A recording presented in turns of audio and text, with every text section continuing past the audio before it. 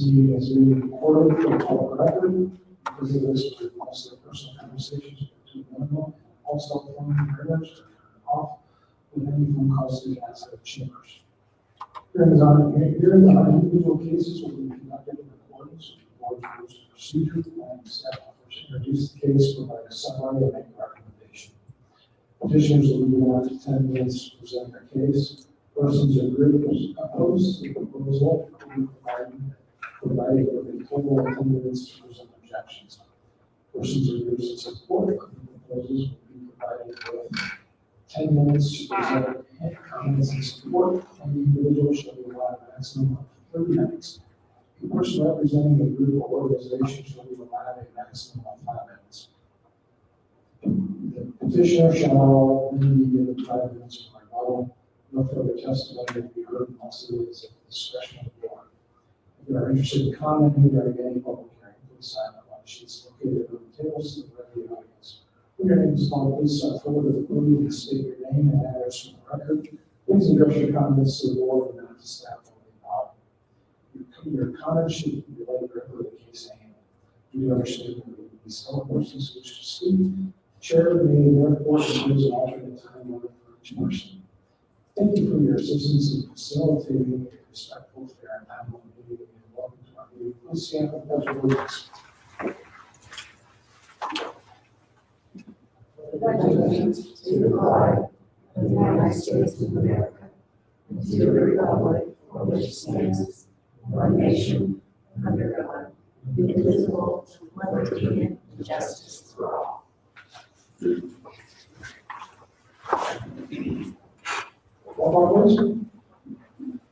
Ian Inman here, Heather Ransford here, Marcy Kessler here, Marcus Turner Here. will show Paul Beakenberger is out. First item on the agenda is approval of the minutes. Does anyone have any questions or concerns? No. If there are none, we'll entertain a motion. I move we accept the July 21st meeting minutes as presented. Motion by Mrs. Ransford, is there a second? I'll second. Second by Mrs. Ingram, any discussion? All in favor, say aye. Aye. Anyone opposed? Minutes are passed. Next item is request for continuances or agenda modifications. We have none. Okay. Moving on to public comment. Is there anyone who wishes to address the board? And the board, we will move on to, we have no old business, so we'll move on to new business. This is SE 26-027 Rochelle. Thank you, Mr. Turner, members of the board. SE 2602 is a request for a special exception to allow for a drive-through facility within Tier 1 of the US 36 zoning overlay.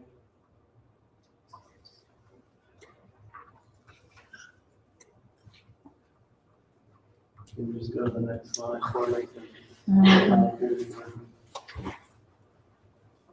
Nope. There we go. How about the next one? Next one, got it. How about the next one after that? This property is located at the northwest corner of US 36 and Shiloh Crossing Drive. It is lot 7B and Shiloh Crossing is just over a half acre. Next slide, please. So you can see a kind of little blurry. For a look behind markets, I can point out there, but properties here, as I said, northwest corner of Shiloh Crossing, the US 36. You have Mount Reagan over here to the east. You have a commercial strip center just to the west of this vacant site. And then you have the Avon drain that comes in flowing northwest to southeast, right behind or to north of where this proposed development would occur. And that waterway is actually going to be relocated just a little bit to the north to better allow for development of the site. This is an overview of the comprehensive plan and the different focus areas in the plan. So this red area is what's called the revitalization district. And I'll talk a little bit more about that as we get into this. This is just the revitalization district of the comp plan.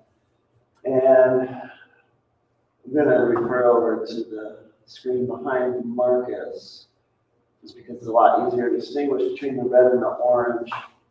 So the site here, again at 36 of Shiloh Crossing, the red area designates commercial, basically retail, office development areas. The orange are mixed use, the yellow are residential.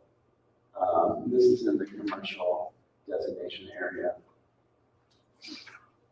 This area, the whole Shiloh Crossing development area, was platted back in '96 under the county. The subject site was originally part of Lot 7, which was recently split and given A and B. As I alluded to, the Avon drain stream that abuts the site to the north was the subject of a development plan review approval last year to slightly relocate that stream to allow a better, larger developable area for this site. And there was a special exception that was filed last year, very similar to what you have before you today. You did not have a hearing that because it was withdrawn. And then there, as I mentioned, there was a minor plat which reconfigured Lot 7 and the common area into 2 lots and a common area. So basically, if you're looking at the screen here, the subject site that's outlined in blue, as well as this strip center, was all Lot 7, and this is a common area here. So the plat broke this apart to make the strip center Lot 7A. Don't ask me why there's a parcel line through the middle of Lot 7A. I don't have a good answer for that. That's probably something that happened when it was under county jurisdiction. But this vacant parcel here is now Lot 7B, which is the subject of the proposal before you tonight.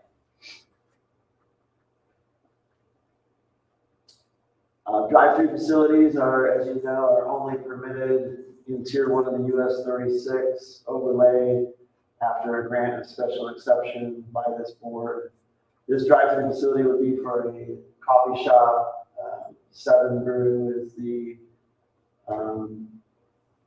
user that would occupy that site at this time.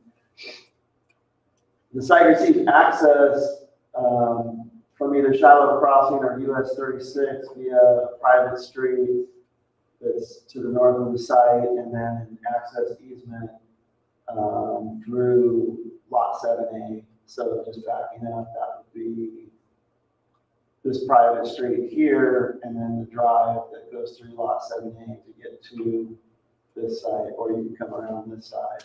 Right now, it's currently posted that you're supposed to only enter on the west side of the building and exit on the east side, but I'm not sure why they set it up that way. The amount of width of the drive aisle there appears to meet standards for 2-way traffic, and I've been told they're going to modify that so that this is posted for 2-way traffic, so all the traffic doesn't have to come around this way to get over here. So this is a view of the site facing west from Shiloh Crossing Drive.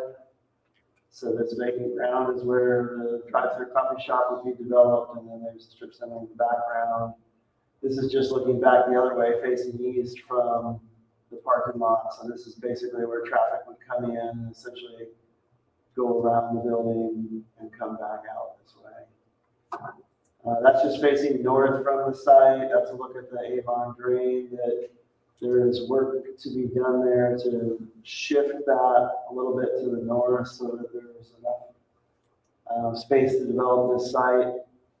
Again, that all has been approved by the Plan Commission. That's just a look at the access easement through Lot 7A. So that's facing north towards the private street. And we have been told that that's going to be restriped to allow 2-way traffic.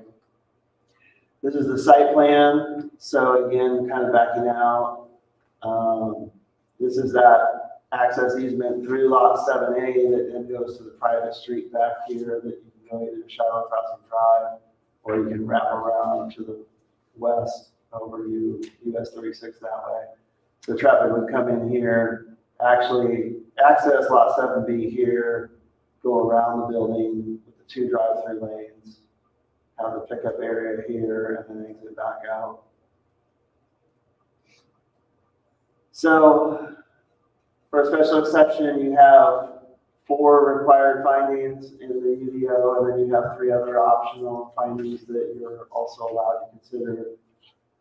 Running through those, the first is generally that it not be detrimental to the public. The second, that it's not injurious to use of properties in the vicinity or substantially diminish or impair property values. The third, that the site be adequately served by public facilities. The fourth, that it not create additional expenses for public facilities, be detrimental to economic welfare, or result in destruction, loss, or damage of natural, scenic, or historic feature. And your 3 optional findings are to try to ensure that it meets the standards of the UDO and that it's to have a compatible relationship with adjacent properties and neighborhoods, that it make adequate provisions for public services and protect open spaces and further the amenities of light, air, recreation, and visual enjoyment. And then finally, that it align with the objectives of the comprehensive plan. So running through those, the first one again, that the proposed use would not be detrimental to public health, safety, or general welfare. Petitioner indicated it will beautify the parcel. It's staff's opinion that this proposed drive-through would not be likely to negatively impact the public. They meet the requirements for stacking space. They have additional space on site beyond what is required. It should not have an impact, we don't believe, to a negative impact to the public. The second finding, that the proposed use would not be injurious to use and enjoyment of other property in the immediate vicinity or substantially diminish or impair property values within the specific zoning district. Petitioner indicates it will increase property values. We don't know if it will increase property values, but it's our opinion that it would not be likely to negatively impact the adjacent properties in any way or impair property values. The third required finding, that be adequately served by essential public facilities and services such as highways, streets, police and fire protection, drainage structures, refuse disposal, water and sewer, and schools. Petitioner indicates that that is true. It is also staff's opinion that the existing public facilities and services are adequate to serve this proposed development. Fourth required finding, that not create excessive additional requirements of public expense for public facilities and services, or be detrimental to economic welfare of the community, or result in destruction, loss, or damage of a natural, scenic, or historic feature of major importance. Petitioner does not believe it would have any such impacts. Staff agrees that we don't foresee any additional public expense. We don't believe that it would be harmful to the economic welfare of the community. And although our pedestrian plan does propose that there be a trail along the Avon drain, we don't believe that development of this site would impair the ability to have that future trail construction on the other side of the waterway from the development through the common area that exists there. So we believe that finding is met.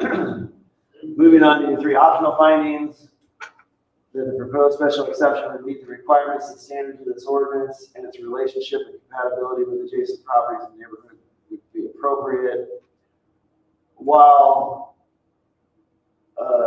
full technical review of compliance with all the standards of the UDO happens during the development plan review submission that goes to the plan commission.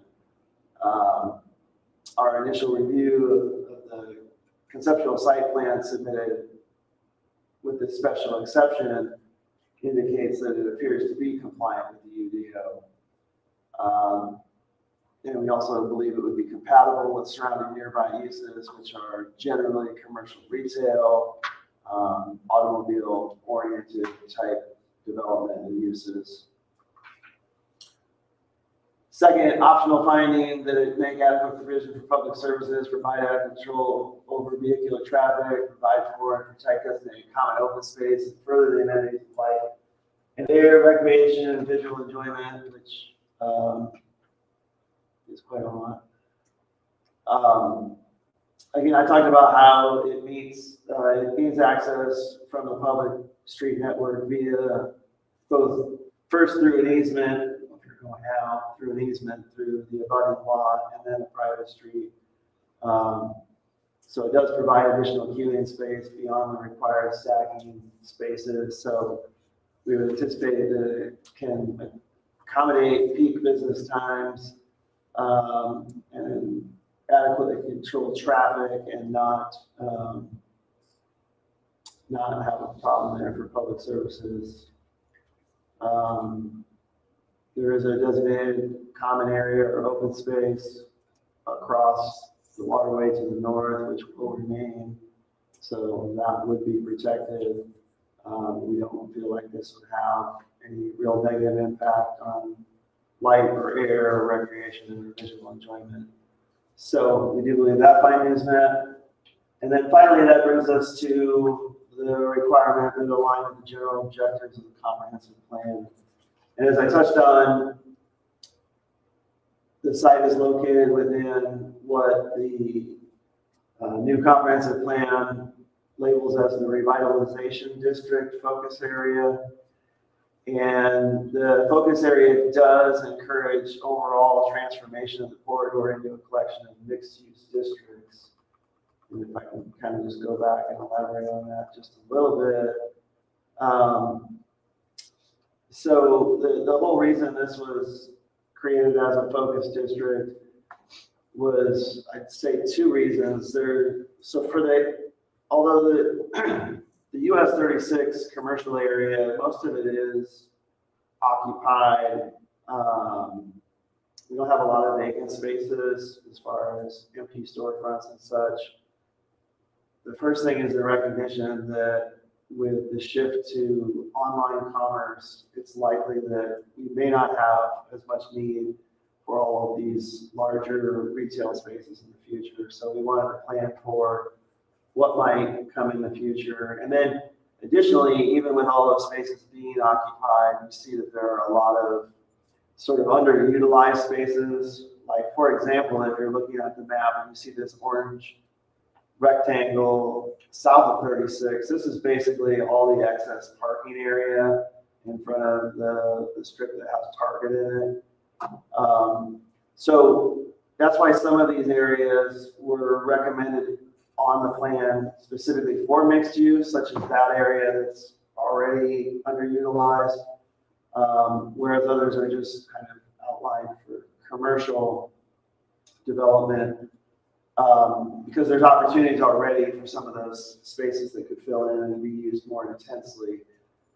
All of that is to kind of say that the plan isn't that everything along this corridor would turn into a mixed use, walkable, pedestrian-oriented type area, as opposed to the last time you were looking at a special exception in what we call the Gateway District. We're looking at that area actually redeveloping as a cohesive, pedestrian-friendly, more compact, mixed-use district.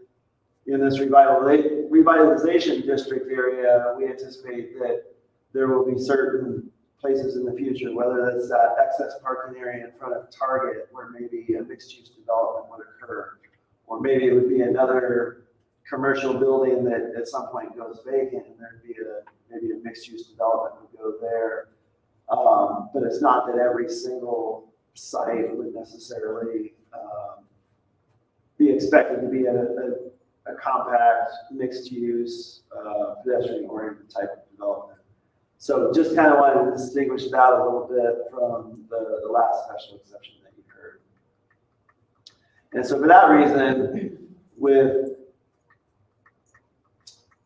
this particular site being recommended for commercial/office development, we do think that the proposed drive-through coffee shop would align with the objectives of the comprehensive plan.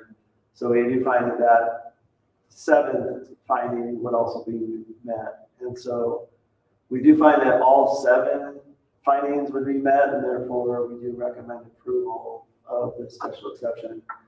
Just subject to substantial compliance with the site plan that's been submitted. And with that, I'd be happy to answer any questions that you may have.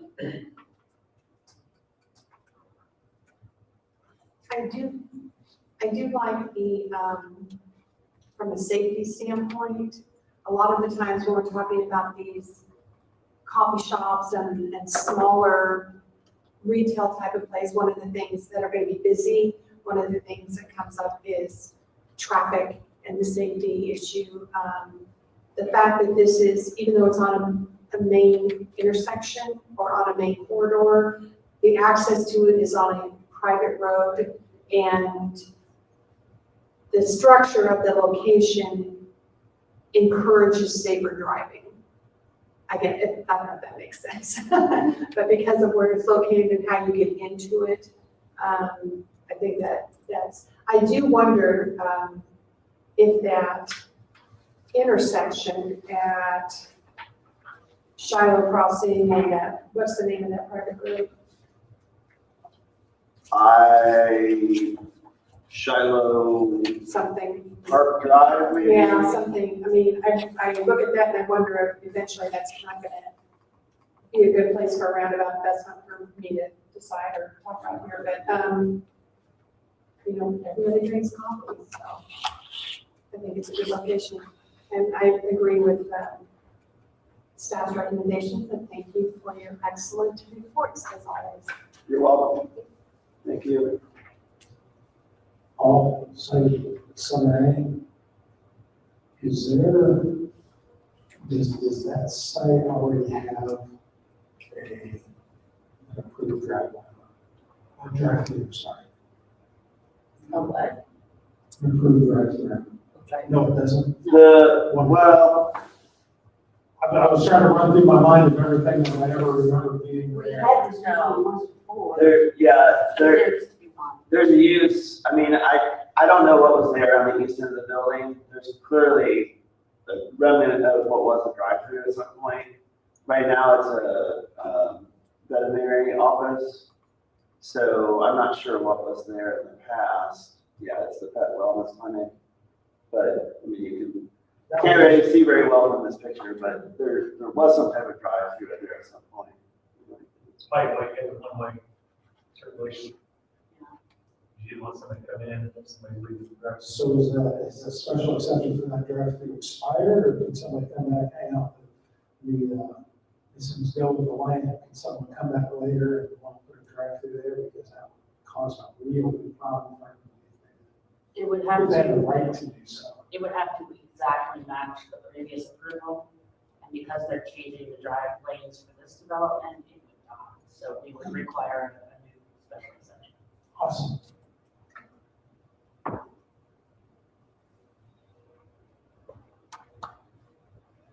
Anyone else have any questions? Ready for the petition? I don't know what else to say. Bill Terry, Line Engineers, 10505 North College Avenue. Is his microphone on? Press the button. Is it green? There we go. Okay. Can you hear me now? Okay. Yeah, we've been Bill Terry, Line Engineers, 10505 North College Avenue, Minneapolis, Indiana. No, we've been dealing with the White River Hazelbell Parkway going into the quarry. So everybody from Martin Marietta's in their offices want to kind of figure out that situation. I don't think I can add much more. You already have a 7 brew in town, so you kind of know what the GIF is for 7 brews. They are busy from 6 to 10, which is basically from, I think, 3 o'clock. There's the second shift. You'll get your next round of people getting coffee. I stopped and got one, but always ship them. Other than that, this has been an ongoing situation. Keith has been very difficult at times. He was supposed to have that wall built like 3 months ago. So we've been pushing back. So other than that, if there's any other questions about the 7 brew or the site, I'll be happy to help answer any questions. Well, this location, the east, you're calling it east, Yes, east and west. that's number 2. You have a walk-up. There is Yeah. there is a slider door like the one right out front, so there is a slider. I would say 99.9% of the time people don't use that. They just go through the drive-through. So it's not like Tech Brothers where you do have a walk-up window dedicated. But that requires more parking. It what? It requires more parking.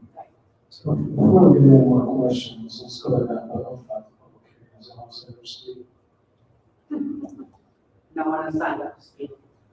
Would anyone like to speak? Public hearing is closed. Thank you. Continue. So yes, to the walk-up. yes, there is a door there. It's on the non-drive-through side. It's a slider. They can open it if you want to get a coffee or whatnot. And adequate parking to accommodate that. Because we have the whole shopping center basically. So I don't think we have parking on our site. It's on the strip center. Hopefully we bring clientele to the strip center. That's the thing. So, Thank you. how's Mr. Tully doing? It's good. Good. He's watching right now. Is it? He can sit down. I worked with him in 91, I think, together, sitting in that. It's out of long ago. Any more questions? I'll just say I'm 100% agreement with what's said. What I had to say, I'll sign the form. We won't break ground probably until next spring anyway, because he still has to go through some more hoops to get that wall and everything else done. So we're probably going to March groundbreak. What we've been hearing is they go out with the backhoe and they dig, and water goes in that backhoe hole like a second. So there's a lot of groundwater. So If there's no more discussion, then we can make a motion. I move that we approve SC 26027 Bruce Shiloh, a special exception to allow for a drive-through facility within the Tier 1 of the US Highway 36 overlay district because it will meet all the requirements for a special exception under state law, subject to the adopted findings of fact. We have a motion by Mrs. Williams. Is there a second? I'll second. Second by Mrs. Ashland. Is there any discussion? Roll call vote, please. Branford. 4. Passer. 4. Turner. 4. Inman. 4. Thank you.